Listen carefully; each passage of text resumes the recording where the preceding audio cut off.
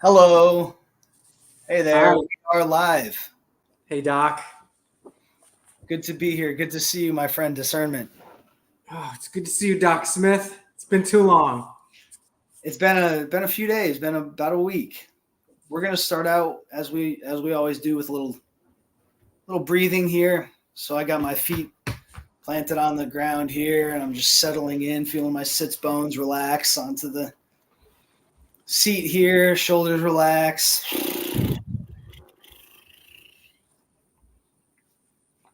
Can do about 3 breaths here where I feel on the way in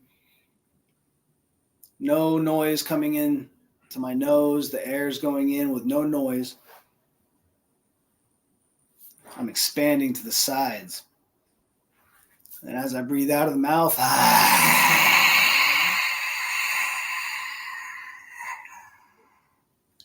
stick out my tongue, send my third eye up to the sun, do a horse breath if I want, do a couple more. Breathe into the nose.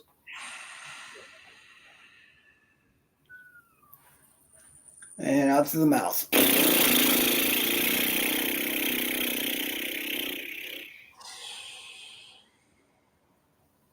Sending the crown up and just a little bit back. Up to the heavens. One more breath into the nose.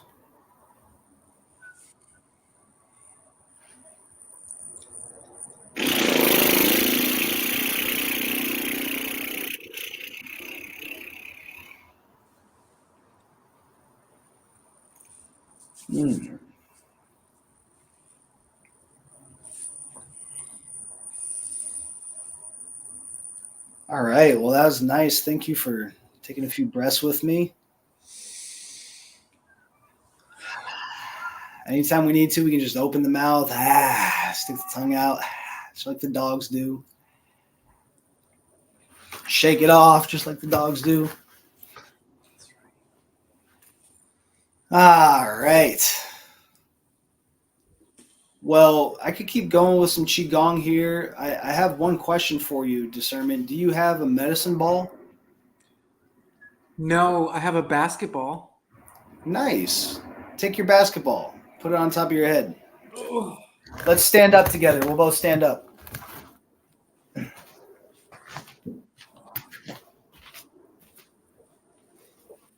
I'll take my jacket off here now. Oh, man. Love that thing. My place is very well shaded,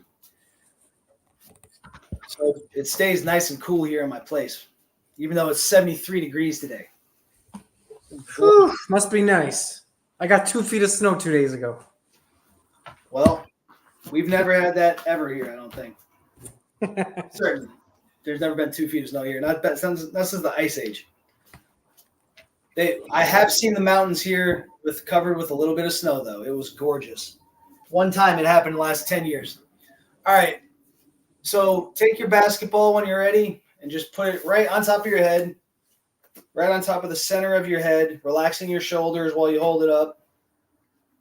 Yeah. Right on top of the center of your head and just slightly behind the center of your head. And you can see how here I'm letting the ball just kind of go from the center back to the back. Okay. There, back to the back. And as I'm doing this, I'm stretching all my upper rib cage, my thoracic spine is all expanding as I'm stretching my triceps. And I'm sending the crown of my head up. And if you want, you can come and all the way till the ball rolling on your third eye. Send the third eye up.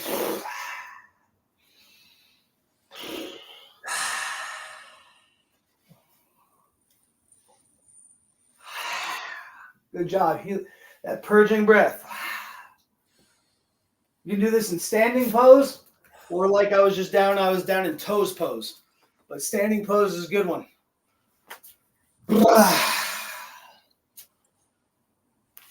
Is the ball too big to get your fingers interlaced on top of it? I'll do my best. That ball is definitely larger than the medicine ball I have. So Yeah, we'll make do. Okay, and here's the thing: if you don't have a ball at all, people at home with no ball, here's what I do. And this is for people that are starting out that don't have the strength anyway to do a medicine ball or whatever. If there's too much pain doing this, here's what we do. We take our fingers by themselves. Discernment, you can try this. Fingers by themselves, interlace them nice and tight so they're holding on, okay? And I'm going to take a breath into my nose, put my hands right there, just a little behind the center. And I'm going to relax my shoulders down and really feel this weight go on top of my head. Okay. And as the weight of my hands is going this way, my head is going this way. I'm going to push the crown of my head up this way. Yep. Breath out.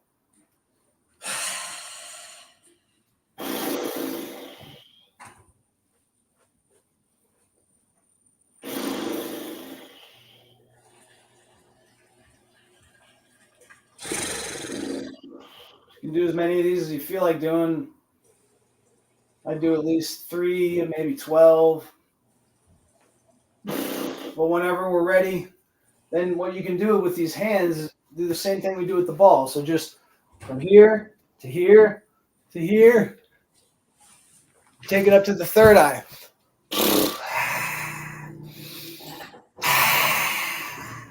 Send that third eye up. Push your hands up. Probably feel a lot of tightness in the throat. Stick that tongue out. Smile at the sky. This tightness is what we're reversing.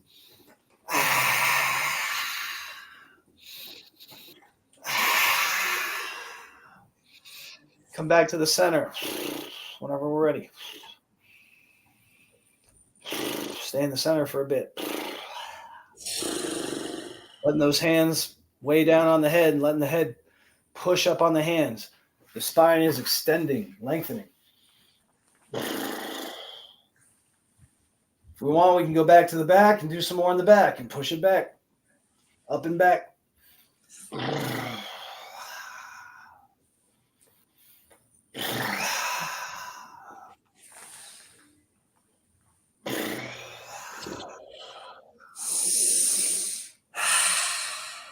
And then for me, I'm going to rest my arms now, shake them out, shake out those shoulders, elbows, wrists, fingers. Feel any extra energy that's been hiding out in those tight joints and in those muscles that have not been used. Now there's some energy that's like, oh, whoa, hey, here I am. Hey, I'm a muscle that's really important and powerful, and you haven't used me in years. You haven't challenged me in forever. Yeah. You just challenged me. You woke me up. Hey, let's have some fun. Let's do some stuff. Let's move some energy together. And that's good because you want that. You want all these tendons, every single little muscle in here, everything. You want it to be 100% on our side, part of the team, responding to the commands of the center command.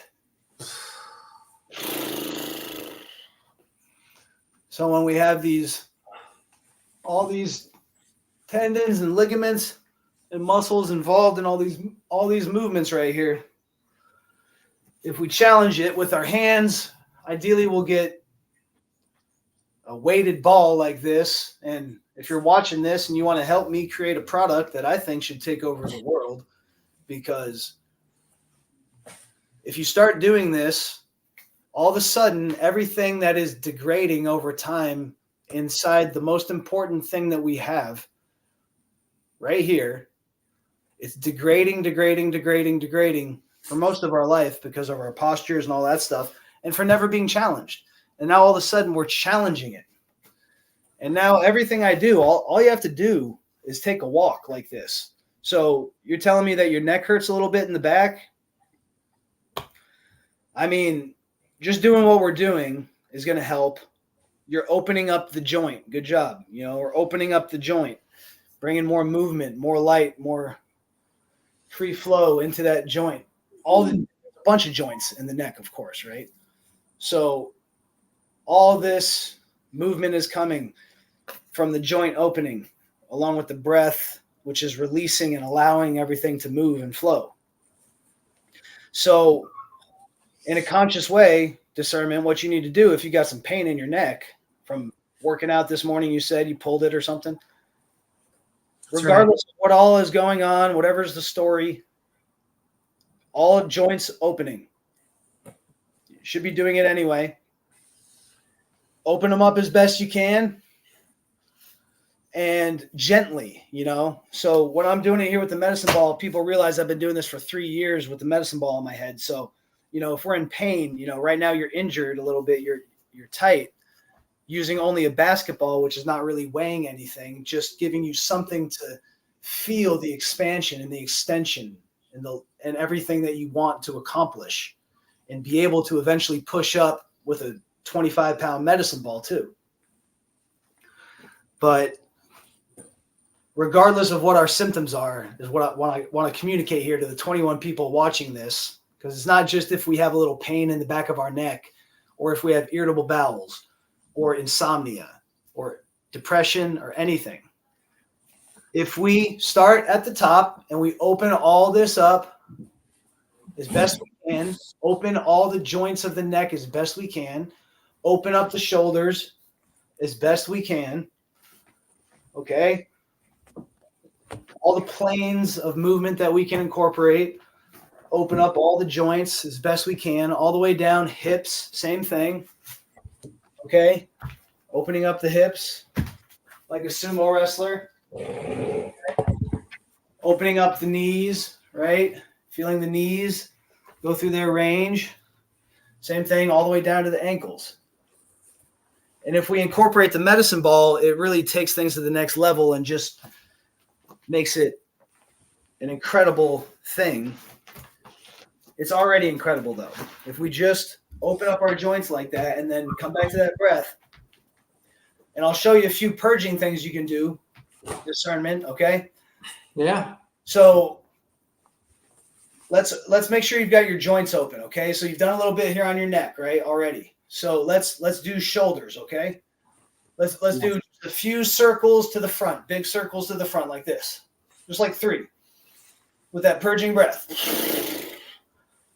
Okay, shake it out. Relax your arms down. Relax your arms down. Just let them drop, hang like dead fishes. Good job. Now we're going to go to the back. We're going to do twice as much to the back. Big opening.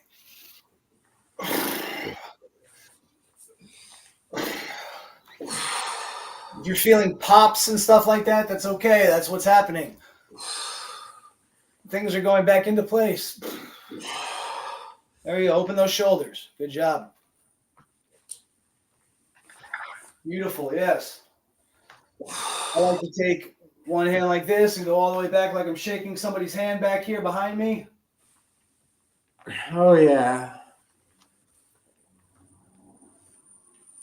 Open up the shoulders. Boom. There we go. And you'll notice that my hands are hanging like dead fishes from my elbows, right? Like each thing hangs from the thing above it. Right? Yeah. So we're not holding on to any tension at any point. Here at the fingers, I let it go. Just like that. Okay, so we've opened up our shoulders a bit. Now let's do elbows, wrists, all this. You see how even every little bit of my fingers I'm opening. And what I'm going to do is I'm going to make like I'm serving trays. Like I'm serving. I'm a weird waiter who has to do yoga while he's serving. And you can't drop them. A warrior waiter. Warrior pose like me if you want. You don't have to challenge yourself this much. But the point is to hold the hands way out like this. Opening up the shoulders, the elbows, the wrists, all that. Come back to the center and shake it out.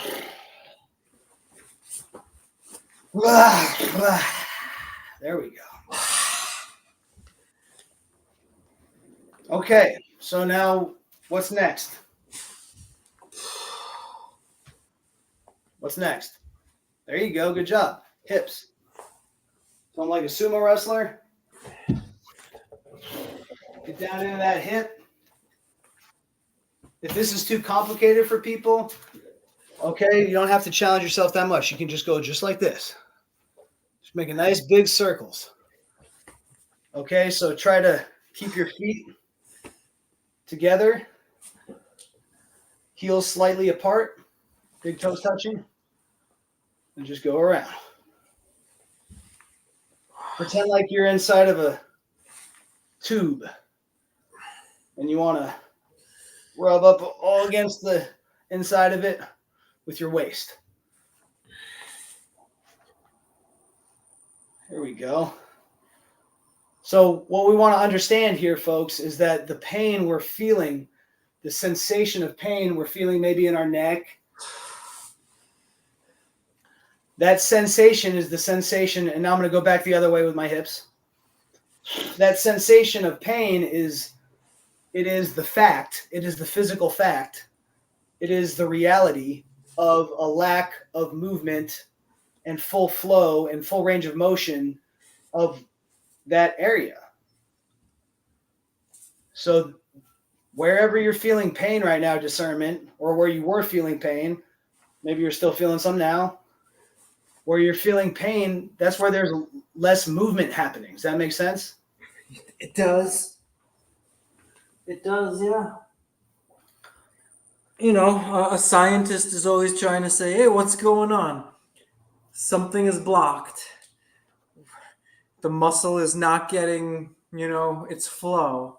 And so a scientist would say, we're not, so it's inflamed and it's not getting the blood flow it needs. There you go. Absolutely.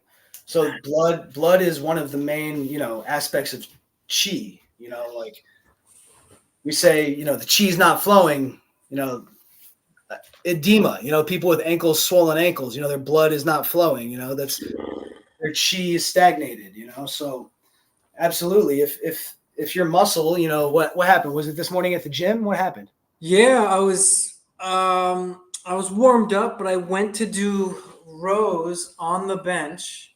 And so unfortunately I just had my neck in the wrong position when I had dumbbells and Okay. there's nothing supporting my neck. It was up like this. Okay. We went a little too far on the bench and just cranked it a little bit. Okay. Is this at your home gym? It's at this apartment complex. Okay. But it could have been at my home. Are there any medicine balls there? Yes.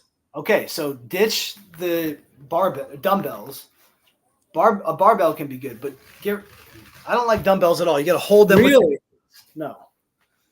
Oh, tell me more. I work on too many people, and everybody's the same. Everybody's tight all here.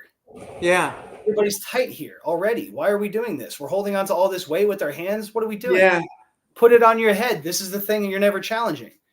When you put it on your head, now do your work. You know what I mean? Like, you want to work those muscles. You are trying to work your rhomboids. You're doing rows, right? Yeah. Right. Look at me. Like, working like this. You feel me? Yeah. It's kind of a little bit of a Jefferson curl too that you're doing. Yeah, and so when you do it that way, oh my God, this is the best core exercise that there is. Core, the core of the core. Yeah.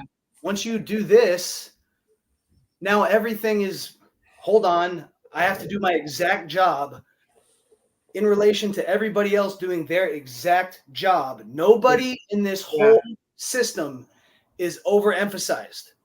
Everybody's doing their exact job, just a little bit more. So, yeah, and I love the medicine. For the first time are being directly challenged. Feel me? And Yeah, the whole core, because you think of an apple core, it's not just the center. that's right. It's the whole top to bottom. So our spine is our core. All the chakras on the spine. So anyway, so just literally just, even if you're just sitting here just like this, I mean, people should be doing this. Yeah. Literally, if they have a desk job, you know what I mean? Like you should have a freaking medicine ball right next to you and just like as much as you want during the day, just go like this. And it'll reverse so much of this sitting crap, And then you're right. Ideally every day. I mean, I've been taking 3 walks a day with a 20. This is 15 pounds. I've been taking 3 walks a day with a 20-pounder with the dogs. So I got one hand, I'm holding the dogs. They're 2 huskies. They're pulling me everywhere. I'm just like having to deal with it, but it's great for everything. So just to note, we're not done with the Qigong. We still got to open up your ankles, brother. I'm just noting that I'm using more core when I'm on my knees than when I'm standing. Okay. No, just I can really feel it more because nice. I'm too balanced and based and strong when I'm standing. And on the knees, I feel like I'm using the abs a lot more to stabilize. Nice. I like it on the knees. Interesting thing. I mean, I've been starting it out. I actually filmed this morning. I did a live stream of my morning medicine ball Qigong yoga flow I've been doing when it started out with this position right here on my knees. Yeah. This is called toes pose. Ah, okay. And where you curl the toes under like this, you see? Yep. And now I'm lengthening all my plantar fascia, right? And yes. I'm using both my big toes. I'm really using them and pushing them in and lengthening all the ligaments and tendons and everything in the big toe. Yes. Yes. People that have all these, problems with their toes pose. Okay. Start out. This is the first pose of yoga traditionally, from what I understand. Toes pose. So doing it with the freaking medicine ball on your head, my goodness, this has been building my toes. And so I start out 12 breaths here, right in the center, maybe a little bit back. Always purging breath. 12 of those. I won't go through the whole thing. And then I go down like this, where I really just relax, try to relax everything and curl in totally and just let this ball weigh my head down. 12 breaths. But the first 6, I focus on relaxing down. And then the next 6, I focus on lengthening out a bit and coming just a bit up. So it's like I lengthen my spine as much as I can. Yeah. From that most lengthened position is where I start to lift it up a little bit. So 12 breaths there. So now we're up to 24 breaths in toes pose. And then I come up to the center again. Breathing out. You got a good, okay, good. Breathing out. And then 12 breaths, third eye to the sun. So I'm going to breathe in the nose.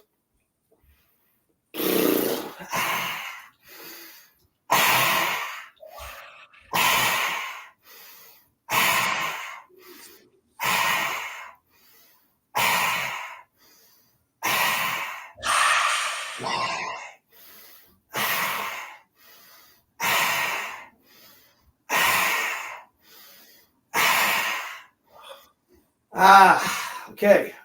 And then from toes pose, drop the ball down. You got a basketball, so you're going to have to be careful. And then from here, what I'm doing is really going back to the neck. Okay. So we started out. So everybody, you're watching 30 people now. Discernment. I filmed this morning, and this using a medicine ball, the way that we're combining Qigong and yoga, gonna put a lot of pharma and other kind of people out of business. Okay, look. Oh, the point is, you have a little pain in your neck. Okay, we all get these pains wherever they are. What we need to do, a good first go-to, is open up all the joints as best we can. So we did your neck, yeah, shoulders, elbows and wrists, all that, hips, knees, ankles. We just did ankles with toes pose there when you're really stretching the Achilles heel and all the plantar fascia that's going to open the ankles. We need to still open them, rotating them. So right now I'm actually back here rotating my ankles. You see that? Yep. So can you get into this position by chance? You don't have to, but I can. yeah. Oh, yeah. And hey, folks that are watching this, this is not, the whole thing is not going to be this. This just kind of happened. We have an agenda. We're going to talk about, we have a CDCFDA website now, and we're going to talk about an example of the type of information that we want to publish.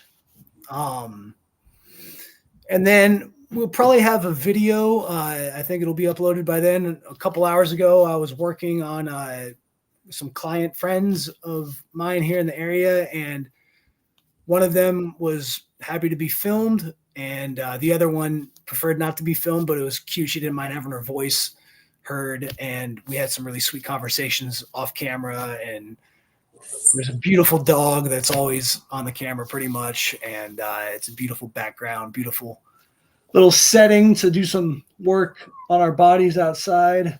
But what we did was just very simple. The same thing we're doing now, just opening all the joints and the purging breath, letting it out. And I went over to her house, and her friend came over, and I worked on both of them while they just opened up their joints themselves. You know, I kind of held their necks and stuff like that, and you'll see on the video, just sort of facilitating and encouraging them and all that. So, okay, discernment. So you got your ankles nice and rotated and relaxed, and you see what I'm doing here with my feet? I'm actually like crisscrossing them like this. Yeah. So just do this with a few breaths out of the mouth. And if you really just let these relax right here, you should feel this in your sacrum. You should feel your sacrum relaxing. Oh, yeah.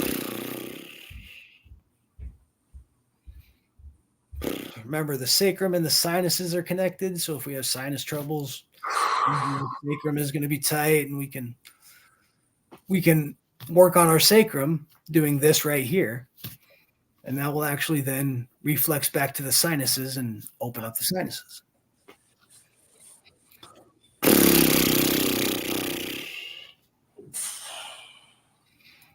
And if we have pain in our neck, we have lack of movement in our neck, there's a old principle: as below, so above; as above, so below. So by relaxing our sacrum, doing this right here, discernment, this is one way that I'm approaching this feeling that you have in your neck. Mm-hmm. We're working our way to it, right? You know it.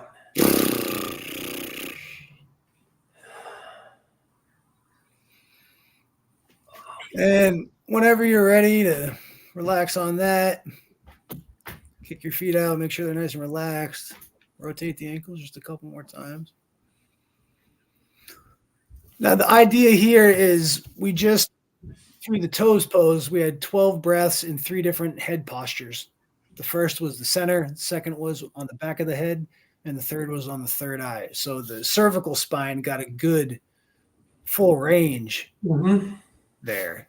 Well, not full range. It got a good range of the flexion and extension, but it didn't get any of the twisting or anything like that, right? That's right. So here what we're doing is we're really, we got our chin. So you got nice, it looks like you got your chin on the ball. I don't know how comfortable that basketball is, but is it okay? Is it working for you? It's okay. I think I'd like it better than a bowling ball. A bowling ball could be a good one because it's heavy and you could, We'll work up. give you some challenge. But okay. So I'm already getting a nice lengthening here in my spine. I feel like I've got a lot of lengthening just from this already. Like I'm already up here with no problem. And before I was like right here. So my upper rib cage, I'm feeling my upper rib cage What? expanding and opening. Okay, my upper thoracic spine. I feel it opening and being challenged to go to expand.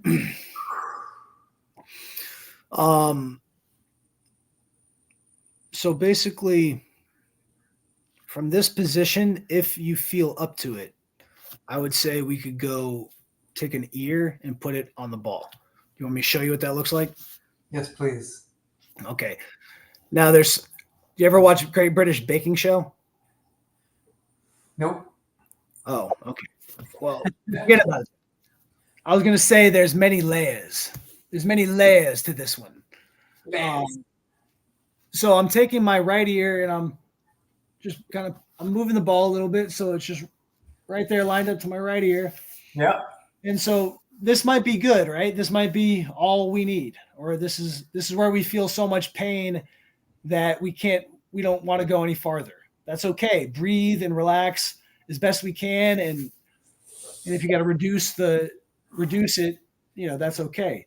But the point is, get 12 breaths at least right here. And for me, you can see me discernment. What I'm going to do is I'm going to go a few layers up on that. So like you can just go just like this, 12 breaths out of the mouth. That's great. If we need a little more challenge, I'm going to take my right hand up and over, cupping my ear, kind of trying to reach for my masseter here in my jaw. Yeah. I'm pulling and twisting it over. You see that? Yes. And now I'm going to take my left hand, put it right on top of there. Ooh, okay. And now I'm letting the whole thing go this way. Whew. 12 breaths.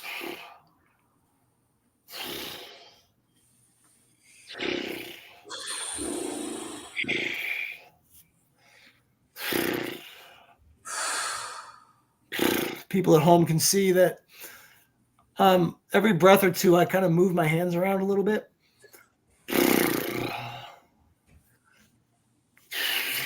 You don't have to do that.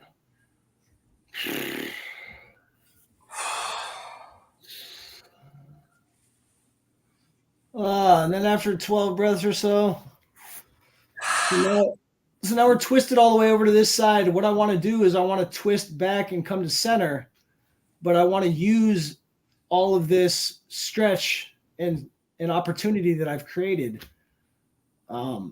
So you can try to follow along with me, discernment. But the people at home will be able to see that what I'm doing is I'm lowering down my chin, bringing my face down closer to the ground. So now that this ball is more on the side of me and I'm on the side of the ball, not on top of it. And now what I'm going to do is I'm going to, from this twisted position of my neck here, I'm going to uncoil it the other way. And I'm going to, I already got a nice pop. And I'm going to use all these muscles that were just being so stretched. And push this ball over this way with my chin. And now I'm going to come all the way over. Then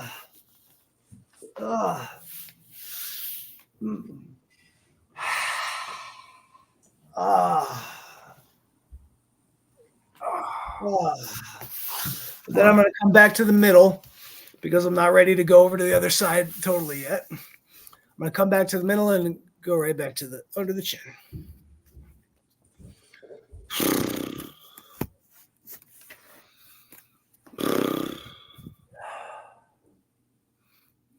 Okay.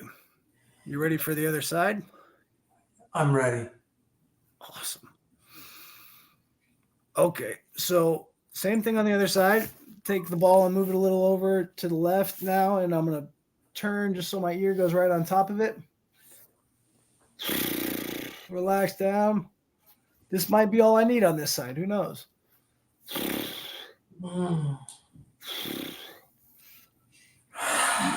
Extend my shoulder up, my arm out, and come and out.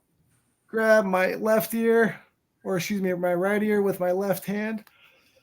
Kind of reach down, try to get to my jaw, really pull it down that way. Have my other hand meet it.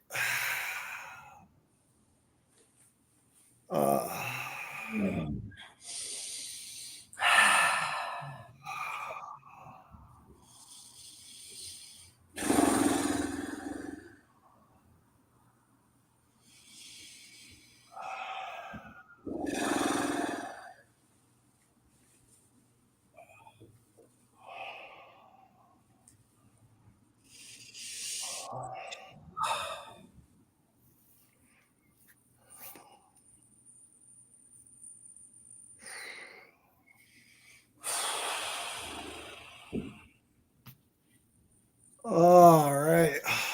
Whenever we're ready, do the same things we did on the other side. I'm gonna come down here and bring my chin to the mat or whatever. Ball's on the side of me now. My head is cocked to the right, and I'm gonna now turn and use my chin. Push this ball.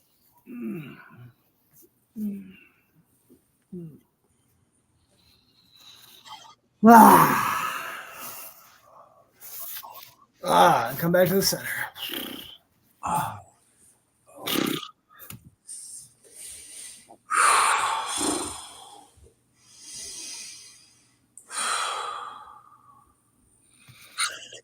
Okay, my brother, we're going to do one more thing that's specific for you, okay? And then we're going to get on with the rest of the show. How's that sound? Great. Okay, so you see the position I'm in right now, right? I want you to watch as I transition from here to what's called corpse pose. Yeah. Okay? It's supine pose. I'm just going to be facing straight up. And what I'm going to do is I'm going to put this ball on top of my forehead, and then I'm going to lift my head up. Okay? And I'm not just going to lift it up like this. I'm going to lift it straight up and a little bit even like this. I'm going to try to lift it up like when I was putting my third eye to the sun, sending third eye to the sun. Okay? Yes. So we're only going to do this for like 3 short sets of maybe a few breaths because it's going to be really challenging. And the idea is that you're going to use a lot of the musculature on the front of the throat, and all this stuff is going to be used to lift up the ball on the forehead. And it hasn't been challenged that way in a long time, because normally we're just kind of tilted forward a little bit, and we're not. The reason they're shortened is not because they're being overused. Yes. Or they're being overstrengthened. You understand me? They're shortened because they're almost always in a short position. Okay. Like if I go out and work my bicep and do, if I do 10 sets of 10 curls and with a lot of weight, the next day my bicep is going to be tight. Mm-hmm. Do that. You know what I mean? Like if you understand me, yeah, it's going to be, the muscle is going to be tight. Yep. But it's not because my bicep is weak. My bicep is strong. I do pull-ups all the time. I have strong biceps, and they're functional. They're at good length. You know what I mean? There's nothing really wrong with my biceps, right? But Yeah. here, all in here, just up until I started using this medicine ball, it was never worked. You know what I mean? It was always just the reason that it was tight is not because I just overworked it at the gym, but it's just because I was always down a little bit. So then if I tried to go up and have good correct posture, it would be super tight. So anyway, that's a long way of explaining. What I want you to do now is, like, for the first time, using these muscles with some weight on it, on top of the forehead from the corpse pose, just like this. And I want you to focus, though, on the relaxation that occurs afterward. All right. And also I want you to know that when you're when you use these muscles here, when you turn these on, it's going to force everything in the back to turn off. Because that's one of the principles of all of our muscles. You know, whatever muscle makes me go this way, it's going to turn off the muscle that makes me go this way. That's right. Right. So if for folks at home, if we're like, my God, I'm so tight, I got to pinch, you know, whatever here, I got a super tight knot here that's not letting go. Use whatever is the opposite, and then it will turn it off. All right. So you see me here, discernment. I'm just putting this ball on top of my head, right? On my Yes. You see me? Yeah. I'm just taking a nice breath into my belly. And on my breath out, I'm going to go like this. 3 breaths.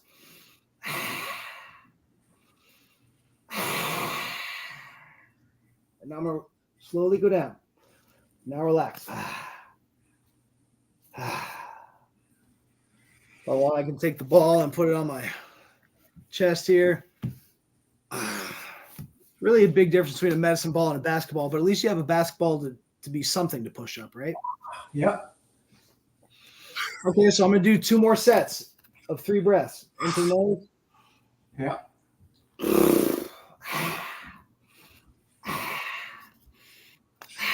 Sending it that way. Oh, there we go. Oh, nice.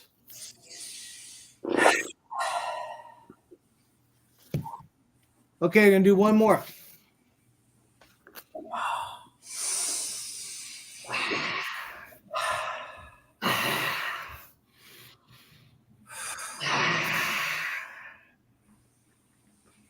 Oh.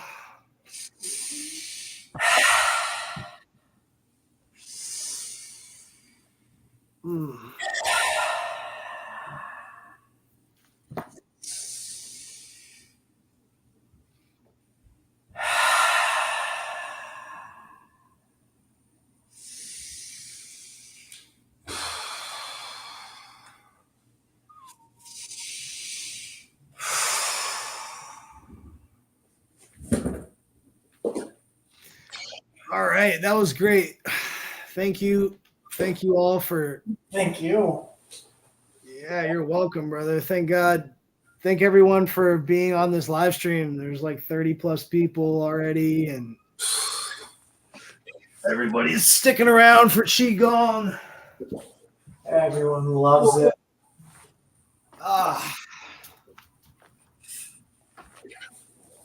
Okay.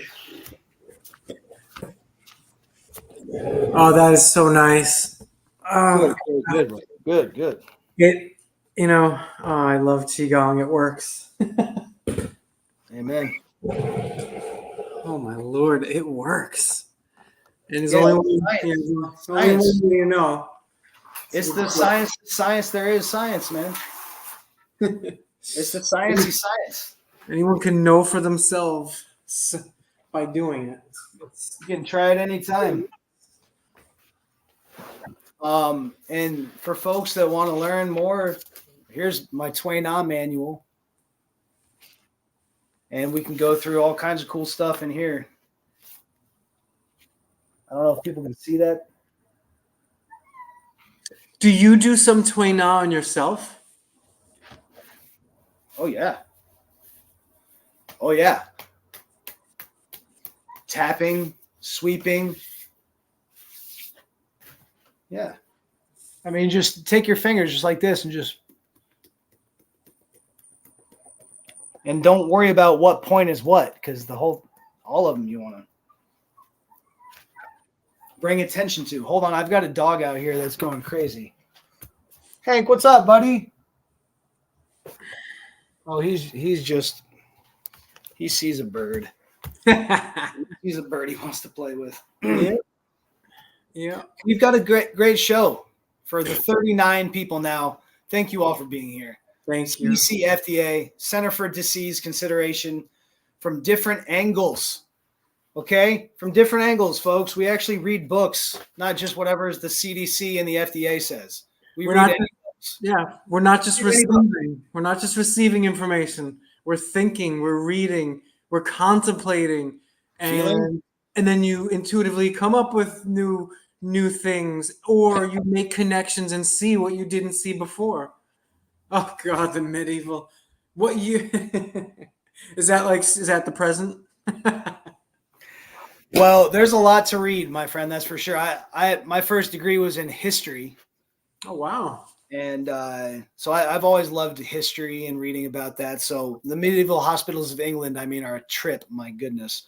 But this is a good one. I want to go over with you and get into details. Lily K. I'm almost done with this. I've got this much left, Okay. and most of that is the epilogue and stuff. So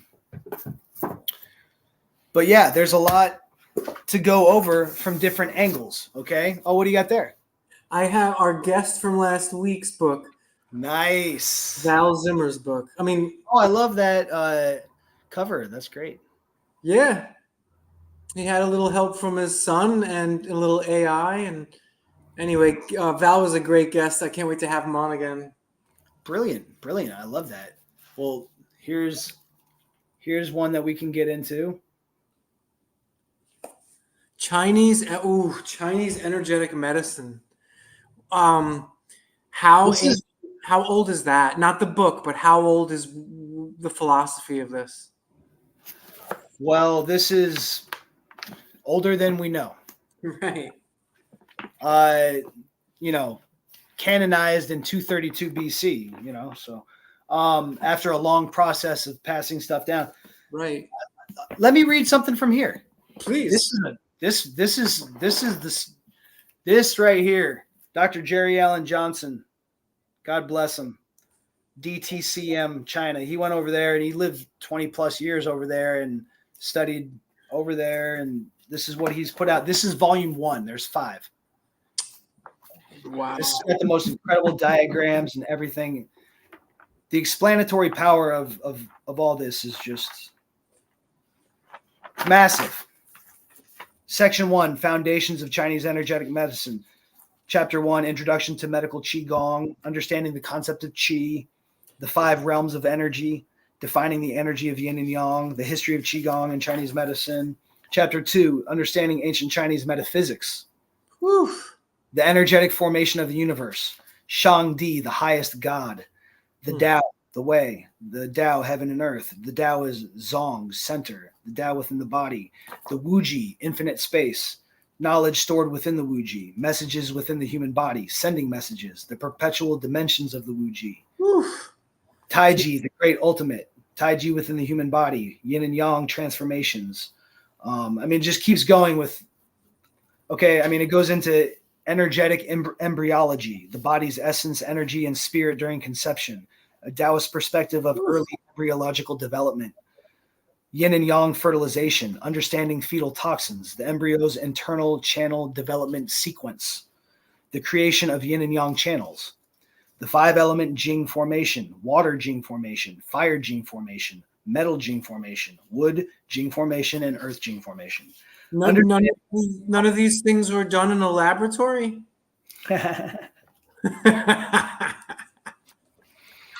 No, these things are thousands of years old.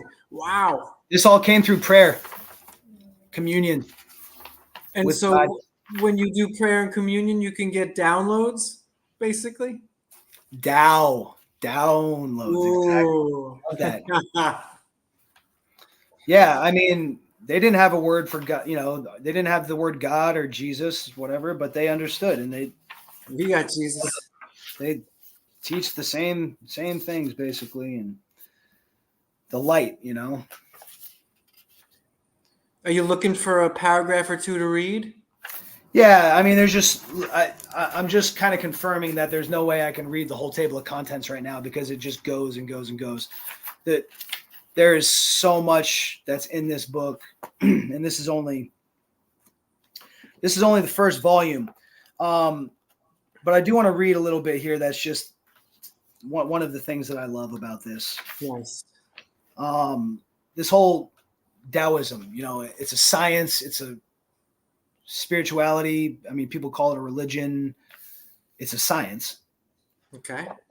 And it's a science by scientists who don't take themselves too seriously and understand that the real purpose here is to take care of ourselves and to help each other and to reduce suffering. Somebody just said LOL. Well, that was me because Pam was checking us out when we were doing some of the. Oh, nice. Pamela. Hey, I see the comment now. And so where else do you tap? Everywhere. You can't tap, just everywhere. You can literally build your iron shirt is what it's called. Oh, so wow. There's tapping with our fingers like this. That's probably how you want to do it on your face, right? But then we can hold candlesticks, okay? And this is like beating yourself up a little bit. Breathe through it. And this is called building our iron shirt. And the idea here is if you take a little bit of beating every day, you'll be able to take a bigger beating, right? Yeah, and you're just you're making movement, you're making flow, and a scientist might say, "Oh, you're having your lymph move, and that's what you need to do." This is called the effect that this has. So this is called Pak. Tway Na means push pull. Then there's On Ma, Pak Do, all these different techniques. So this is Pak. And what the effect is to scatter chi. It scatters it. So it's all pulled up, it's knotted up, it's tight. Like the first 30 minutes that I work on people, like I start out, I just rock them back and forth for like 10, 15 minutes. Their spine, rocking their spine. And then I'll do Pak, just, and I'm like a drummer. I can go for an hour, like the same exact. People usually are like, "Are you a drummer?" I'm like, "No." Now I am. He's in the zone. In the zone. And I usually start up here, like they're face down. I'm just, all that area that's tight on you right now. I would be scattering the chi, scattering it. And I would go all down your body, right? And I would follow the meridian flow because all down your back is yang meridians. So that means that the energy is coming from the heavens and is going down the back, down out of our feet. So I would go like this all the way down out of your feet. And then I would take my hands and I would brush and I would go, I'd physically touch you. And I would also do what they call energy work. There's people that don't touch at all. They just do energy work. And, you'll see them, they're doing like this, you know what I mean? Which I'm not casting any aspersions at all. For me, the way I do energy work is physically, because physical is energy, emotional is energy, mental is energy. It's all energy. So my physical is like the tip of the spear, sort of my approach, but I'm centered in my breath, and I'm understanding that these people, whoever I'm working on, I want them to breathe out too. And I want them to feel emotional release, and I want them to feel a happy spirit. Well, I think it's working. I saw somewhere at least 20 or 50 reviews of your work from your client friends. And I couldn't believe review after review how much they love you. I can't believe it. It was so nice to see. I never see that. I never see, oh, this person helped me so much. You don't see that with doctors and quote healers and health people. But I was so impressed by that. It's not that I'm impressed. It's just that person after person had amazing things to say. So keep up the good work, Doc. And I know that I appreciate this so much. So thank you. I did want to read this real quick. I'm sorry, we're just keep going on. We're good. We just keep going on because I do want to give a shout out to where everything came from.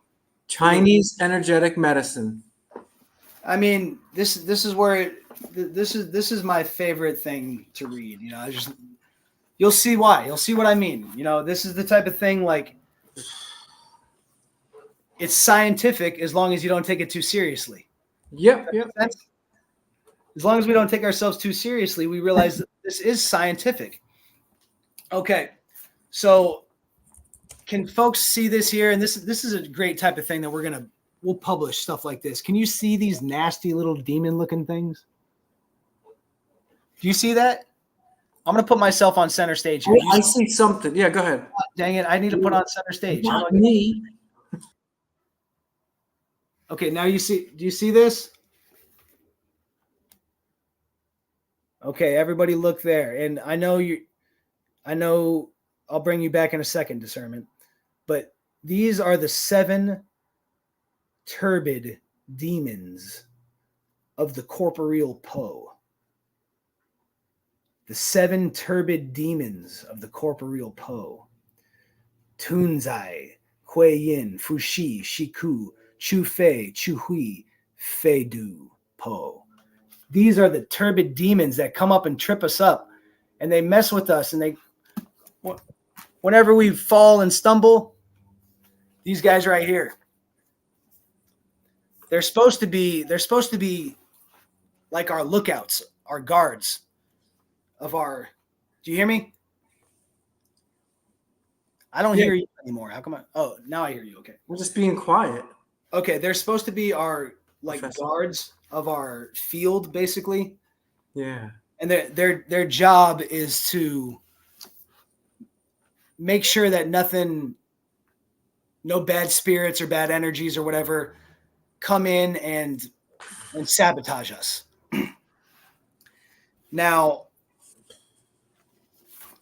for me, when I think about this and when I read this, I don't take this seriously. I don't really believe that the people who created this, I don't think that they really thought that this was really real. I think that back in the day, things were not so serious and people like to create stories. And everyone understood that it's a parable. And when I read the description of these turbid demons to you, you'll understand that it's not some demon outside of me. This is just me. This is just the way that I can be sometimes when I'm at my worst self. Right? And there's nobody else to blame.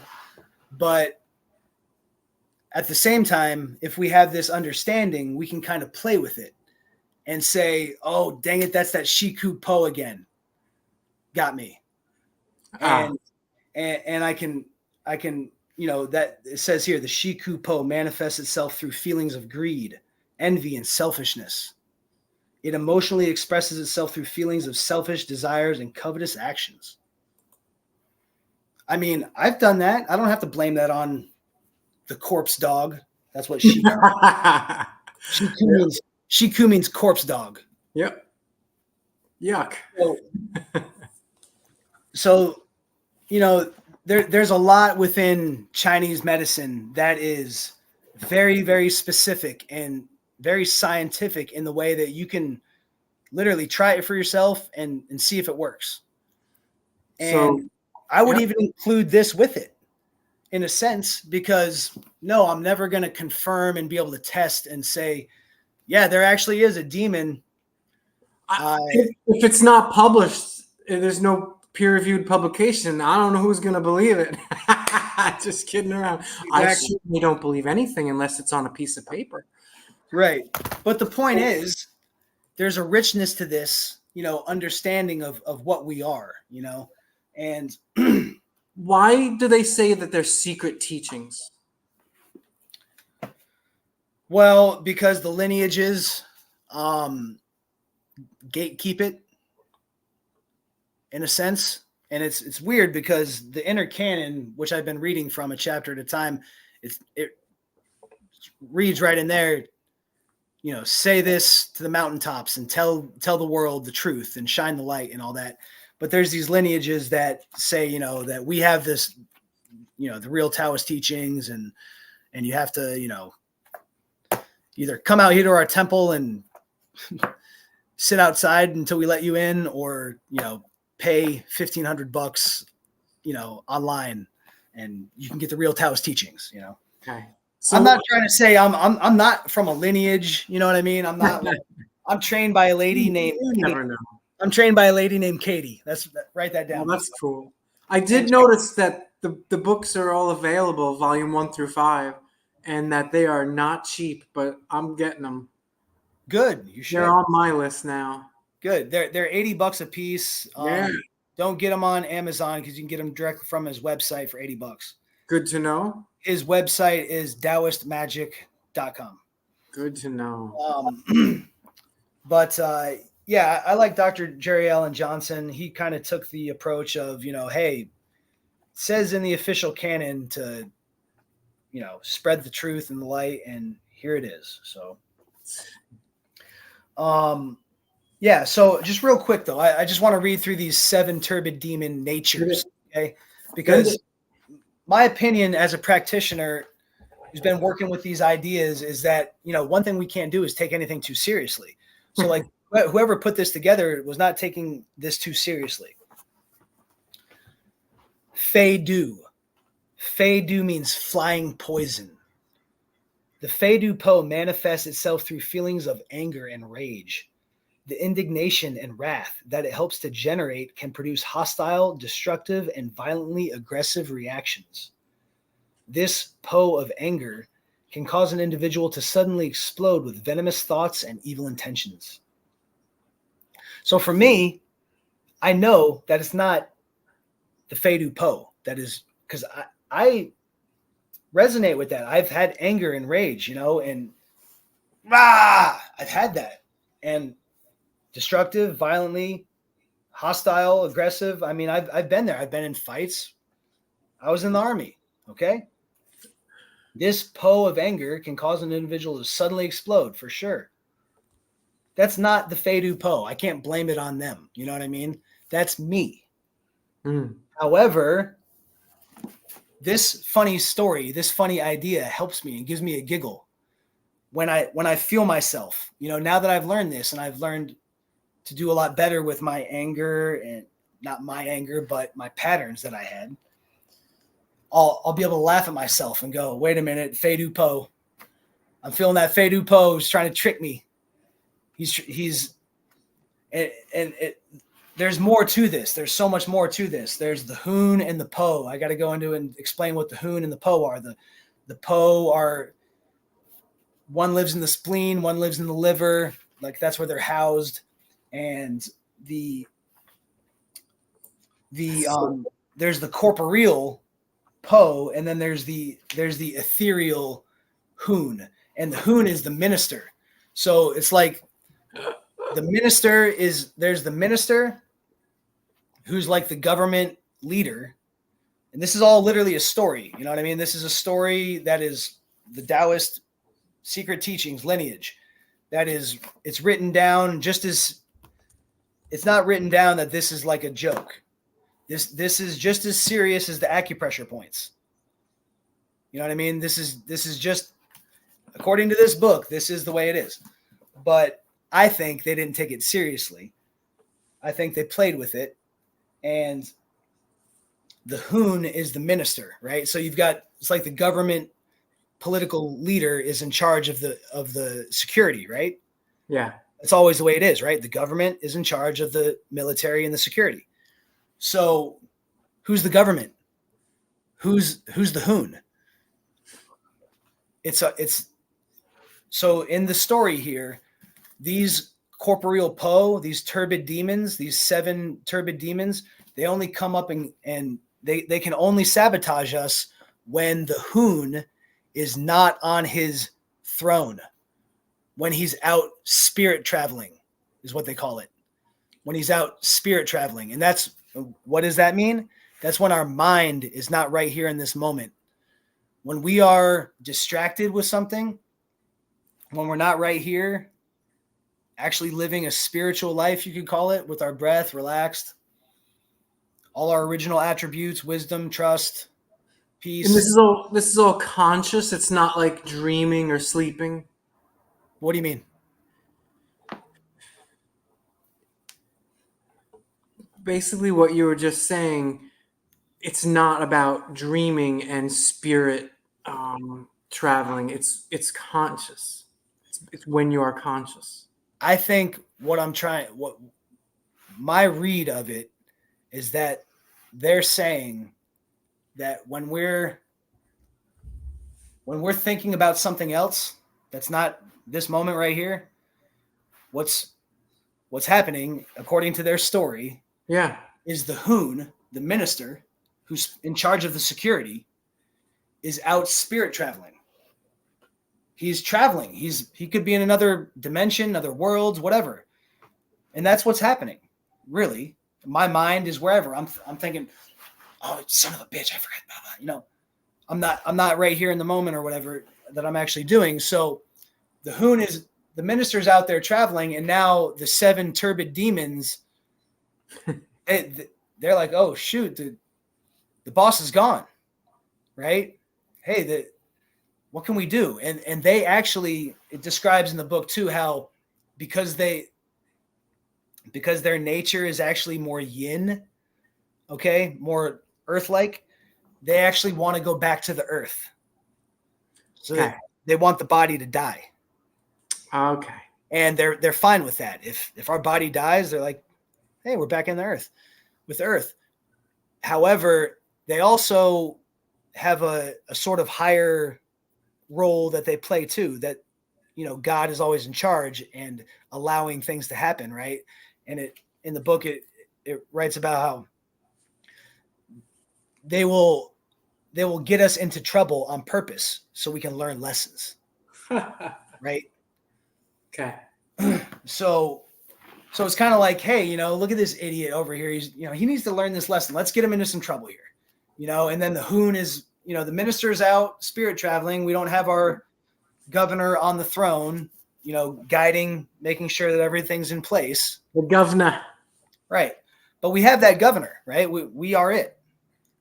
And it's not right up here behind our eyes. It's the whole body. We need to bring the whole body into the Wuji posture and center ourselves back here between heaven and earth and remind ourselves that everything that's happened in our life, we're still right here. And I like to tell myself that God has a perfect plan and it's going to unfold one step at a time. And everything that I need is going to be provided. Even love. I'm even going to get love. And all the things I ever thought I need, it's all going to be right here. I got a lot of love today on Twitter. That sounds like a nonsensical statement. I just had. All right. We got more to do. We got more to talk about, don't we? We're already over an hour 15. Well, no, we're starting a little late. Are you ready to? Hey, 83 people are on this right now. Thank you all. Are you ready to go to the next stage of our? We had more to talk about. Yeah, we got to share a little bit from Chinese Energetic Medicine, Volume 1, show some of the other books. We got lots of books that we're going to go through. Center for Disease Consideration from different angles. What I want to do real quick, though, is show everybody the website. And I haven't even looked at it in like a month. It's hilarious. I put it together real quick. It's a Google document. So I don't know if anybody else is doing this, but if you go to healingisfree.com, you'll see that it's actually just a Google document. And I just, put everything in there. There's a lot you can do on a Google document. And all I really need is for people to be able to contact me. And so you can see little videos and stuff right there on the Google document. And I've had 30 people now have filled it out. Exactly 30 today, the 30th. Are these people wanting to help with the experiment and kind of clinical trial or something else? Everybody's, they're happy to be part of that. But so far, the people that are reaching out are like, I can read you some of them. I was actually thinking about doing that. Can you show the website on our screen here? Or if not, at least read a little bit so people can get an idea of your vision and plans. Yeah. And this isn't short term. This is a long term, medium, long term thing. And we have thought about it a little bit. And go ahead. Okay, brother. Well, yeah, I was just going to read from. This is from healingisfree.com. There's 2 websites. There's CDCFDA.com and healingisfree.com. If you would like to work with me specifically, we can work online, over the phone, locally if you're here. I live in California. Happy to work with you. Go to healingisfree.com, and it's free for the first month, basically. And then after that, I'm going to start sending out like a donation link for people. But the goal is to help people to develop a daily practice that restores and reverses the stuff we've been doing to create disease. And just a few weeks is all it really takes, to get yourself in the hang of it. And starts out with a good conversation first, where you tell me everything I need to know about you. I don't ask banal questions like how old are you or where do you work? I want you to tell me what I need to know. And then I'll reflect back to you, and we'll talk about taking everything with a grain of salt and tuning into the inner doctor, I call it, God, spirit, whatever we want to call it. Tune into what we're feeling and how we're actually experiencing the world. And the second thing I'll talk to you about is the organ theory, how there's actually a scientific theory that really explains everything that we experience, from my opinion. And I've yet to see anything that doesn't make sense within the organ theory, which is that our organs are driving the train of our health. These are our vital organs, and they're actually like a pool of energy that is at the beginning or at the end of a river that goes all the way up to the heavens and down to the earth and vice versa. And the organs are a manifestation along that pathway, and they're connected to our organs are connected to muscles, tendons, and all of that, connected to our emotions. Our emotions are the stagnation of energy along those rivers. So we have our original attributes, our kindness and peace, when everything is flowing. And then when things are stagnated, dysfunctional, that's when we have our acquired emotions of frustration, anxiety, and so forth. People who are saying, I have anxiety, they're probably going like this. See people like this, they're nervous, arms up. It's not flowing. It's not open. Okay. So I'm rambling a bit here. The point is, if you'd like to work with me, learning about these principles and how to apply them to your life, go to healingisfree.com. And for example, I had 2 people fill out the form today, one at 5:00 in the morning. And she wrote, I'm a new entrepreneur. After being in corporate for over 20 years, need some support as I learn new ways of showing up in my power. Which I thought sounded cool. That's that one's kind of different from most of the other people, which are more like this next person who writes, she filled this out at 12:16 today. She writes, whole lower body feels like it is weak and have stiffness, pain in legs, feel electric sensation in hips, glutes, pain starts in bed. I have a memory foam mattress. I also have a weird electrical sensation behind heart that leads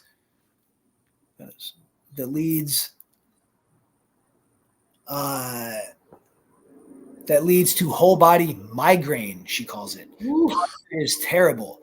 I am now motivated to begin learning to move, in parentheses, never exercised.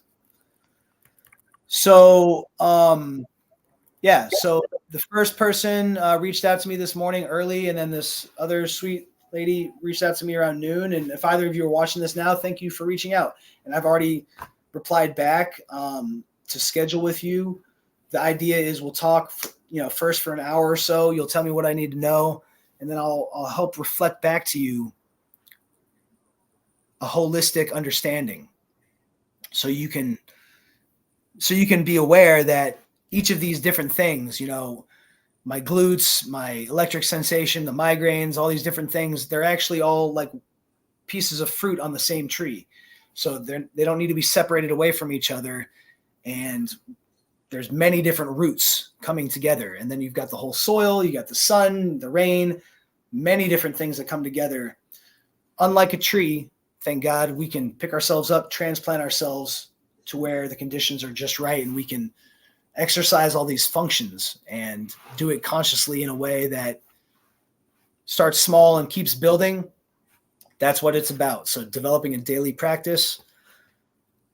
The first 30 days, I'll work with you for whatever you're willing to pay. At the end, you get a little donation link, and thank you for whatever you can throw in the till. After that, we'll work something out that works for you. but most people don't really need more than a few weeks of help like that. So that's the healingisfree.com website. Long story short, moving on, there's another website called CDCFDA.com. And the goal here is I would like one day to have kids and to give them books that are not full of lies, especially about super important things. So I love history. I already said that. Health, medical science, talk about real science, right? So yoga, we need to be publishing textbooks and journals and things like this that actually have real and good information in them. So if anybody who's watching this right now feels like you're sick of seeing just BS on all the magazine racks and everything's full of advertisements for things that poison us, and then the ideas in the articles themselves are poisonous, this is not good. We need to have our kids not learning on screens. It's destroying their eyes. Their posture's terrible. They need to learn how to sit with a book and enjoy reading and use their eyes and think about these concepts without being distracted by other tabs on their laptops. What else? What other benefits could you have by having something physical in front of you? Well, to me, I can write on the page. Screen is less. I can underline. I can make a star on the top corner, and that way I'm flipping through the book and I see it. I mean, you can do all that stuff on here too, but not without being distracted. I want to try to do a share screen real quick. Please. Present. Share screen. We'll see how this works. Okay, here we go. Do you see it? You're good. So there's the CDCFDA page that Doc made, and it tells about our vision, mission, execution. That's right. And you kind of just explained that. So we're naturally humans self-heal.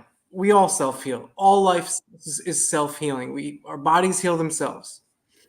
We are not taught this. We are taught that we need, a schedule of injections when we're born, and we need all kinds of other things to keep us alive.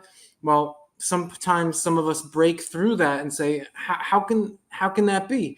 I'm pretty sure humans have been here for more than 50, 100, 500, 1,000, 2,000 years, and we didn't need those things. So how is it that we would need them now? So the vision is great. We want to start putting out books, probably start with magazines, right, Doc? Maybe start with some kind of magazine or quarterly publication where we're showing the alternate side, a different angle of all the things we're hearing in the news, from the government, from the quote authorities, and then just to start taking things into your own hands. Well, how do you do that? Well, you start by, we all learn the same stuff in school, but if you look at some alternative things, it gets your mind thinking, and that some of those alternative things, they're not just alternative, they're different. They're different angles of looking at something. So if you can start thinking about seeing and thinking about different things, you will realize and come to, know different things. And it's just so obvious to us at this point that the body heals itself. We don't need synthetic, lab-made, you can call them chemicals, toxins, poisons, or whatever, because the original definition of medicine pretty much is a toxin. And of course, anything that we weren't meant to put in our bodies, well, our body's only trying to remove it. So I'm sorry, but anything that's synthetically made, your body, once it encounters it, once it recognizes it, it's only trying to remove it in all the ways it can. But if you actually inject something into the bloodstream, it makes it that much more difficult. So it's just always funny when you think about a doctor telling you, take this pill to cure you or whatever. And so then you say, okay, well, why do I have to harm my mouth, esophagus, stomach, intestines for this medicine to work on my whatever, my kidneys or something. It doesn't make sense when you really think about these things. So Doc is showing you the website. We have a vision to include anyone who wants to write things.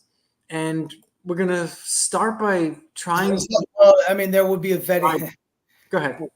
There's not anyone who wants to. Well, There's of course there's a lot of people on Twitter that I've already blocked, and I don't even want to do them. Yeah, so I don't mean it's a free for all. I mean, obviously we're editing. We're editing. Yes. We're going to be the editors.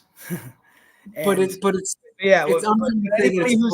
anybody who's aligned with us and you, if you're watching this and you want to help us consider disease from a different angle, it would be great. Dr. Scott Adams is who? Dr. Scott Adams, do you know this guy? Hey, Dr. Scott Adams, thank you so much for commenting on here.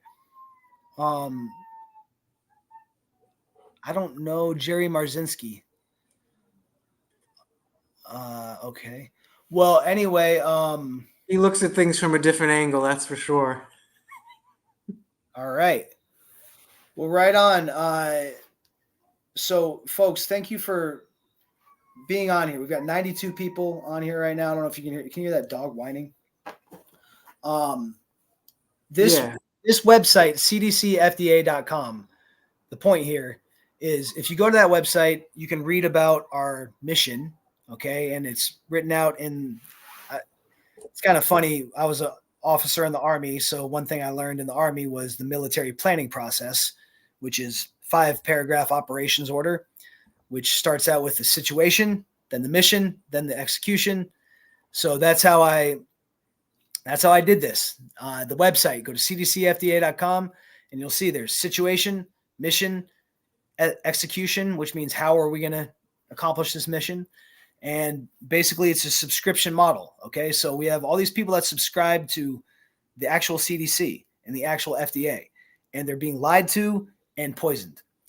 And if you would like to have something different, cdcfda.com, read our mission, submit the form after you fill out your information. And once we have 1,000 subscribers, people paying about $5 a month, I think it's going to be, then we're going to be able to send a quarterly journal that's going to have real and good information in there. And it's going to be something that you can keep in your library forever. It's going to say collector's copy on it, as long as you take good care of it. And you'll be able to actually use it. It's going to have all kinds of mindset and exercises and articles about all kinds of things. You know, there's going to be all kinds of good stuff. And one thing that we can do in our community here, as we build this community of CDCFDA, we have 92 people right now. Okay, we're getting pretty close to enough people. We can start like voting what should be in the first quarterly journal, right? What should be in the first print. And so we can really do some cool stuff if we come together. 92 of us. Let's do it. Let's make a little publishing company together, and we can create handbills, newspapers, journals, textbooks. Eventually, is I think once on the website it says once we get to 10,000 subscribers, we can put out a textbooks. It'd be super cool. So please check out cdcfda.com and join our mission, become part of the team, and we would love to have you on anytime, our live stream right here. And Brother Discernment, we were going to probably have to wrap this up pretty soon, right? Yeah, unless you want to take 5 or 10 minutes to go over a disease from a different angle real quick. Okay, that's a cool idea. Let me just real quick, I'm going to stand up and check on the DOGs. And I got it there so people can read situation, mission, and execution paragraphs. Hey, what is up, dude? Okay, just real quick, folks, read the operations order there. I'll be right back. Gotta get to bring the dog in. He's got some beautiful dogs. Oh my gosh. Right, so you can see the vision of the CDCFDA. It's just we need to get more people knowing what we have discovered, and that is, we keep repeating it, but there's more to everything than what you're told in schools, on the news. It should be obvious. And once we know these kind of things, we're more in control, right? People are more in control, and it's much more difficult for people to lock you down, to make you wear a mask, to bully you into taking an injection of something synthetically made in a lab that's foreign to your body, that is injected into your bloodstream, bypassing all your defenses, right? A pill is a little different. At least you got some defenses, and it's going to go right through you, and your liver is going to take care of it. But it's a lot tougher for the body to cleanse or remove things that are injected. And it's just so simple, but we don't really think about it, because when we have children, there's a lot going on in our minds, and the baby's born, and we're told all of these things by these professionals at the hospital. You got to do this. We don't have time to do research and make, informed decisions about things. So we don't always make great decisions when we're doing what we're told, because we think it's going to save our baby. And of course, what do we care about? Our children. We care about our children more than anything. And so these emotions are used against us by, unfortunately, big companies and the media and their marketing schemes. All right, Doc. I'm done talking Good job. about junk. A soliloquy. Okay. You had to do something where you can't have dead air, right? That's right. And yeah, of course. All right. Good job. All right. So, hey, folks, I've got a little essay I wrote here. I recently read a book. I love to read, and I just found this book randomly a few months ago at a thrift store. I love to go to thrift stores also. Come out here, Discernment. I'm going to style you up, okay? We're going to go to the thrift store. I'm going to style you out. Right? Pop some tags. Pop some tags. Pop some tags, baby. I got this one at the thrift store. I get everything at the thrift store. That's awesome. Only place I shop. I'm gonna pop some tags. I got $20 in my pocket. These pants. What are they? They look like clown pants. No, I'm just kidding. I love them. That's what I'm saying. I mean, what's wrong with that? That's what's cool. Okay. All right. So folks, this is CDCFDA. The idea here is to be a publishing company. We like to write, we like to read, and we like to think and communicate and consider things from a different angle. So if you go to everyone watching, 93 people now, if you go to your machine and type in yellow fever, history of yellow fever, just do that, and you can hold that and look at it later. I'm going to read to you what actually happened, fact for fact. Every single thing that I'm going to read to you is just a fact. And it came from this book that I read called Panama Fever. And the book did not really take this angle of the essay that I've written here. The essay that I've written it's a new narrative on the history of so-called yellow fever. But I pull direct facts. Every single thing that I write in this essay is directly pulled from this book, Panama Fever. I just assemble it in a new way so we can realize how absurd the official history is.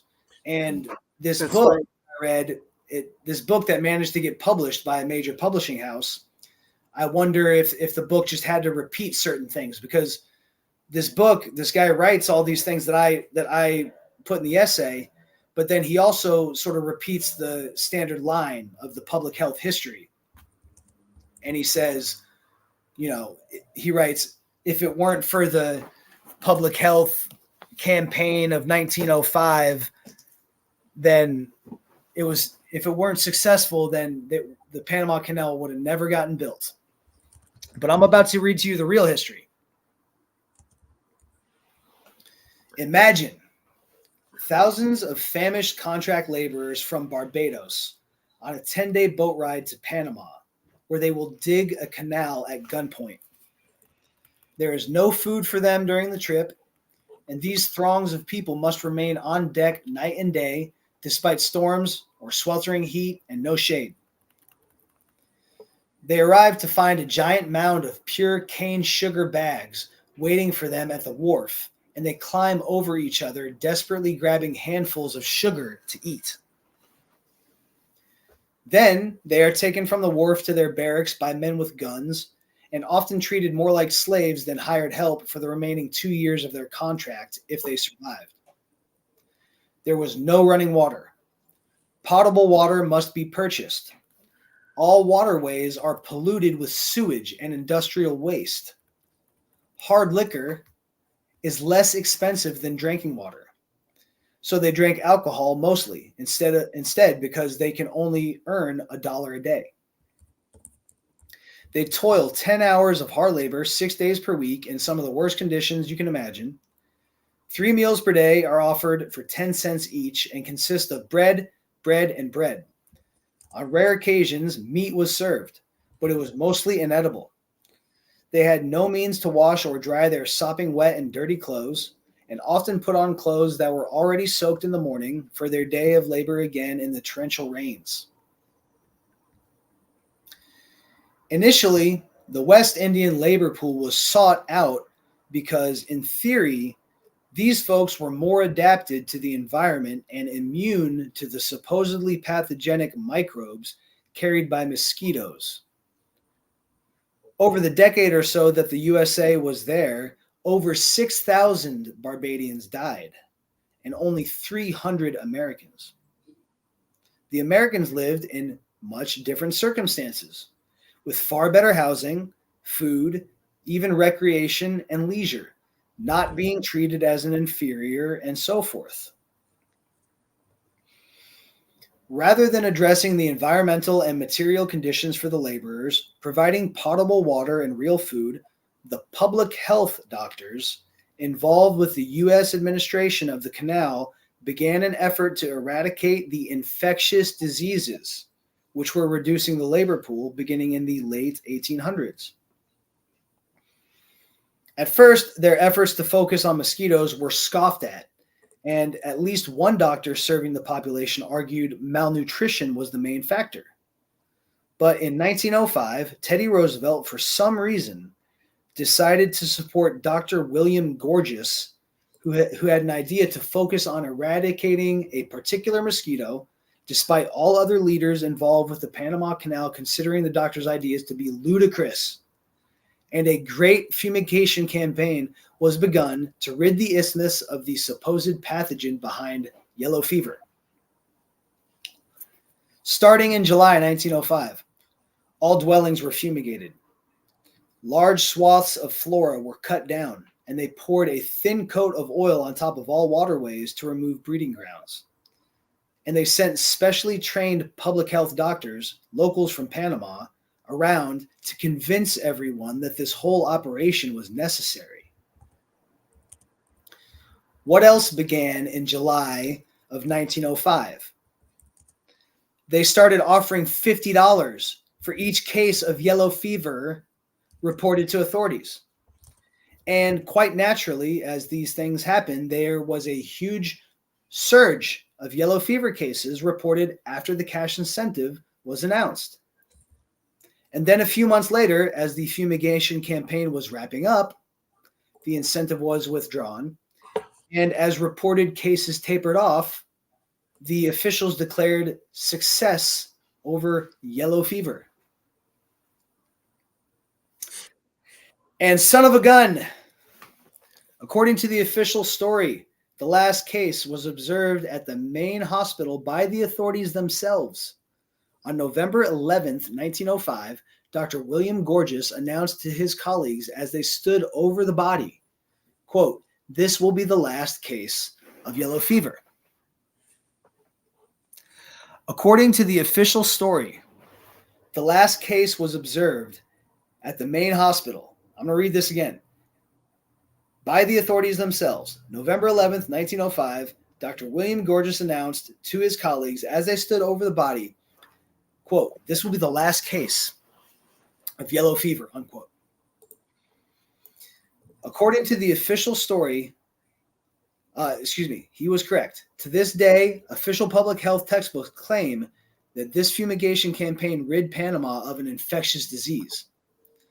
But overall, more people died the following year.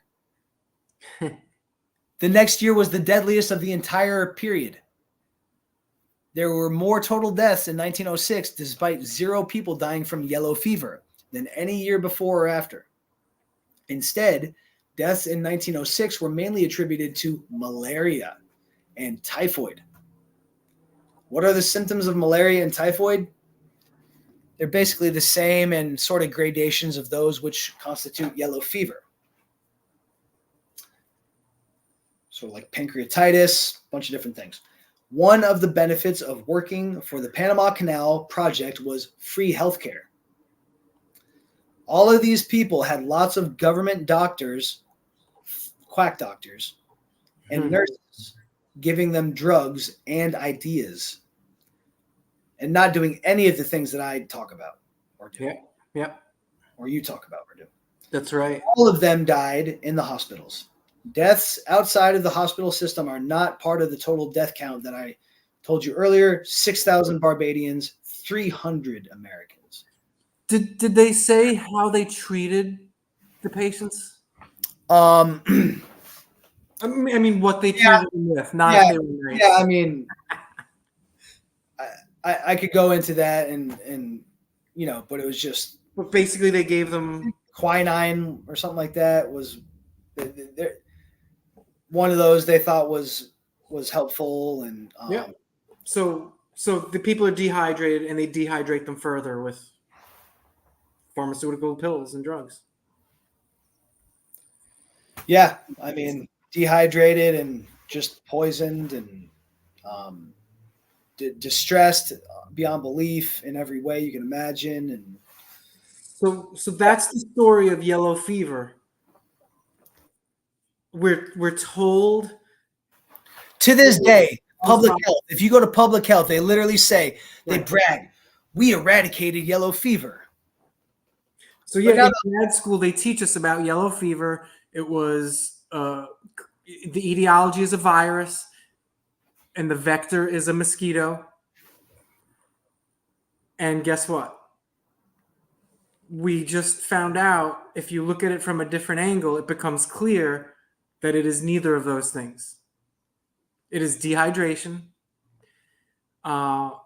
negative mental emotions, abuse, exposure, and of course, not proper, not having water or nutrition. Yeah, organ dysfunction. I mean, you can't. Our bodies are not going to work well on bread and alcohol. All of our organs are struggling and dysfunctional from that. And then, like you said, dehydrated, no water, no potable water. Plus the stress of having men with guns all over the place and you're working like a slave, basically. Not contagious, not a virus, microbe, or pathogen. Hey, remember, we are streaming on YouTube, my brother. Yeah. Yet even when I'm like in grad school 20 years ago, I was in epidemiology, infectious disease. They're teaching us all these things, all about parasites and how the scourge of mosquitoes, and yet it's just plainly obvious that that's not what it was. That it was all the things we just went over. And so then it makes you wonder: what about dengue fever? What about malaria? Did they do the same things with these? And so that's how you can realize when you look at things from a different angle, it's not what you're told. So, all right, it's time to move on and have Doc do some showing us Qigong and energy flow with a client or two. This is just I just posted this on YouTube. There's a great dog in the background here. This dog named Emma, Helping out. gorgeous golden retriever. My God. Yeah. So this is one of the client friends I have here in town, and went over to her place, and there's another lady that's off screen here who's also on a blanket on the ground, and I live streamed maybe 2 or 3 weeks ago where I worked on this lady right here for like an hour and a half. And so that whole Twain session is online on YouTube and Twitter. Look at the dog comes back. Oh my God. But the point here is that this is a follow-up session. So I went back last week and did this, and now she's got her friend coming over because her, friends need it too. And what we're doing is we're focusing on our purging breath, and we're focusing on joint opening. Okay. So just like we did at the beginning of this live stream, right? Every joint, open it all up, right? Right? Heck yeah. You with me? I'm making sure you're with me. So Yeah. Sorry. 110 people right now are watching this. Thank you all for being here. If what you see looks interesting to you, this is part of my practice here. So right now I've got both hands. I'm holding, I've got her cervical spine really, I'm getting deep in there. And I'm supporting her cervical spine, and I'm really getting in deep with my fingers too. And helping all those little joints in there, helping those tendons to relax, and then helping the joints to open. And what I'm encouraging her to do with my words as I'm working on her is I'm saying, all your joints, I want you to open up your right shoulder and your left hip. And I want you to take your right hand and your left foot and touch them together. And then I'll contralateral, opening up all the joints. And I guide her to take breaths too, so it's not an exercise. We're not trying to work out. We're just trying to gently open them. And as she breathes out, she's getting some joint opening. And I'm really doing body work on her neck, basically, you know what I mean? While she's doing all this. So she's getting some manual therapy, and she's working herself to open up her joints.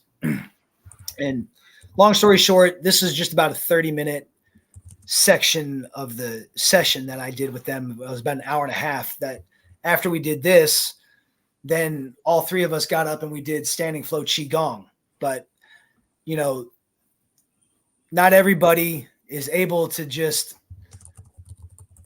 stretch out their neck and everything real quick and then be able to do a lot of movement. Some people need a lot of help, you know what I mean? So that's why I wanted to do this with them first, where we take like 30 minutes laying down on the ground and really support them to open up all their joints and get it all flowing, get it all open. And then we stood up and then did stuff like tapping and sweeping and all that. They go along with me, and they're able to do it themselves, Does that make sense? It makes total sense to me. And we did it an hour and a half ago, and I loved it. And I don't know if we told everybody, but I pulled a muscle in the rhomboid area this morning, doing something a little weird when I was doing some dumbbell rows on a incline bench. And 20 minutes of Qigong with the master here, Doc Smith. It's amazing. I'm gonna have no issue tomorrow. Good. And I just learned a bunch of exercises you taught me. I'm gonna have to get a medicine ball or two, and it all felt so good. It's just good. You feel your joints opening, you opening up, you're flowing, the blood flows, you're taking deep breaths. So to me, you're getting charge.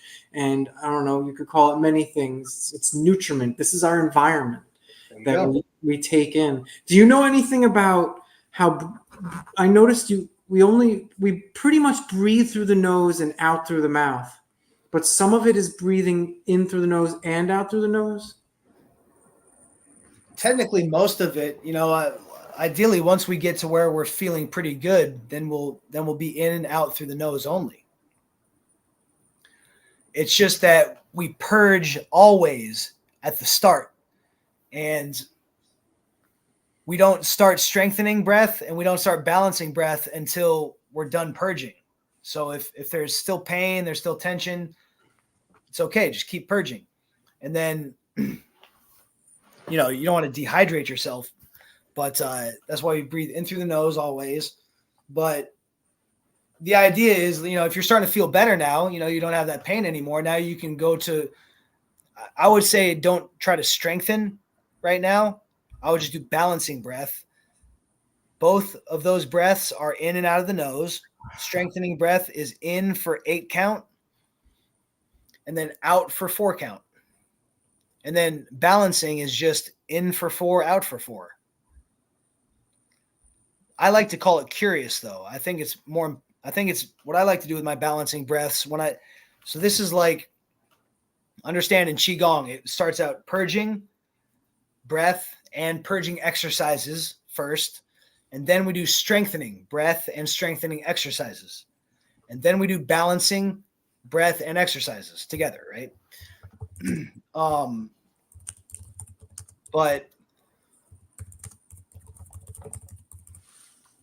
But basically, when I do my balancing breath, I don't so much do it exactly in and out the exact same length. I'm more kind of just curious.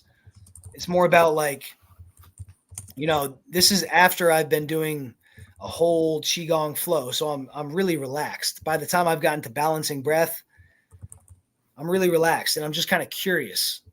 Like, where is the breath going? Like feeling it come in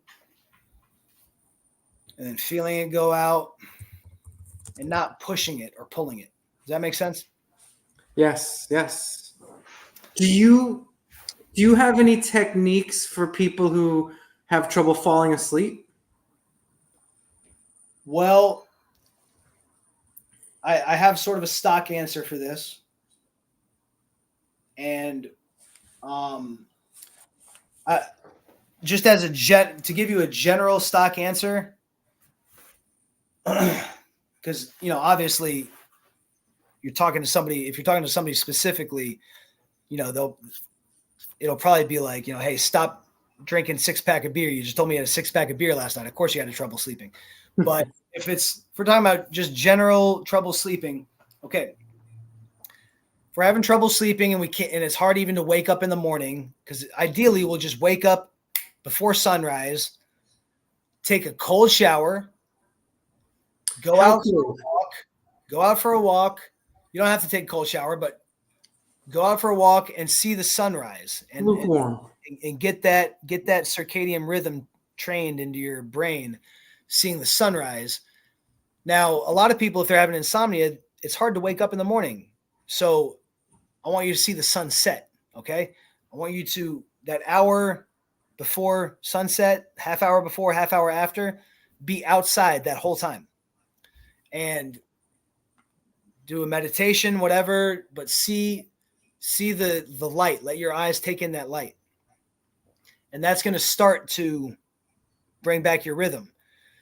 The next thing you're going to do is that night before bed, take a regular shower. If you can't handle a cold shower yet, if you can't handle a cold shower, take a regular shower and then turn it to cold at the end. 25 breaths with that cold water right on your belly, right on your belly button. 25 breaths out of the mouth. Let it out. Now, if you can do cold showers, if you're then take a cold shower before you want to go to bed and try to relax, take a cold shower, and then just be ready for bed right after that and go to sleep. If you wake up in the middle of the night, if that's the problem, a lot of people are frequently urinating and stuff like that.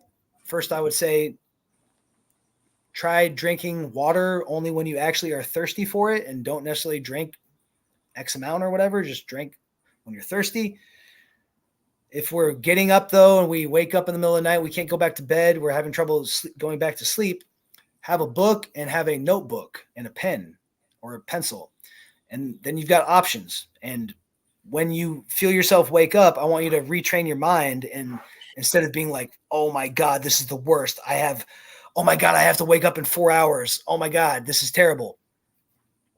I want you to realize that the defined plan is always in effect, and you've been woken up, and you're going to learn something. You're going to write something. You're going to receive something. And if you feel like reading, read that book.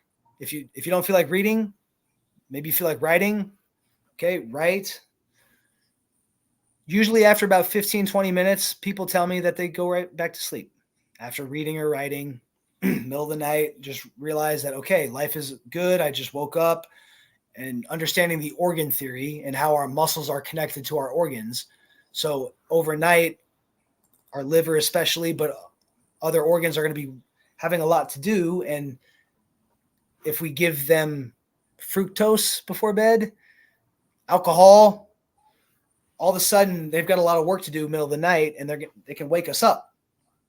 So I like for people to understand this. This is what's happening. This is why we're waking up a lot of times. So if you can just kind of relax, it's a good time to get on the floor and do some of this movement work. Like if you have a foam roller, just lie down on the floor, get a book, and relax and read for a bit and kind of stretch out. And soon you'll probably be ready to go back to sleep. But as soon as you're able to start waking up again with the sun, start waking up with the sun and just get out, go take a walk at the sunrise. And then I think usually when people clean up their diets, a lot of times they end up sleeping a lot better. So that can be at the root of this. But those are some good things to do for sure, I would say. Start with the sunset, work towards the sunrise, being out there, taking a walk, seeing the sunrise, and having options for if we can't sleep. Right. So I'm not in an area like you are. I don't get to do that as often as you, but when I can, I agree. I do that kind of thing. And also in the afternoon, look at the sky and the area of the sun going down. And it's always beautiful also. Like you're Nice. attracted to looking. Okay, because that's a good point. Because I live in California, where I'm outside all the time, and so a lot of people are just, what are you going to do if you live in Minnesota? You're not going to go out at sunset in January for an hour. Maybe you do. I don't know, but you're probably not going to see the sunset anyway because it's going to be cloudy a lot. But the point is, even if you can't see it, even if you see just the clouds, it's the temperature of the color, right? That's right. Affecting the eyes. And another time to get out that can be really good to get out for 20, 30 minutes, at least every day, solar noon, right in the middle of the day, the sun right up in the middle. That's a good time to go out and, get some movement in, get some activity in. And that could help to get to sleep better in the night too. I totally agree with all that. And it's aligning with nature. It's just that simple. Get out of the apartment, get out of the city when you can, and re-energize, reinvigorate. And your body loves it. We have rhythms. And if you can keep the rhythm, you're going to be it's just automatically you're going to be happier and feel better. And then that lends to being clear and just flowing through life beautifully. In my humble. Brother, I love it. Thank you so much for everybody that's been on this. There's 112 people right now. We're almost to 2 hours, and it's only supposed to go an hour. Usually goes about an hour and a half, but yeah, so it's been great, my friend. Please come early next week. 7 p.m. is CDCFDA, the Center for Disease Consideration from Different Angles. We do 5 to 15, every once in a while, a little more minutes of Qigong led by Doc Smith. And then we go into segments. Our segment might be talking about a disease and then looking at from a different angle, or we have guests on. And next week we have Dr. Marie Ars. Awesome. I don't know how to describe her except that she's kind of a naturopath and and knows about terrain and our body and our soil instead of being in fear of microbes or invisible tiny things that are out to get you. Because guess what?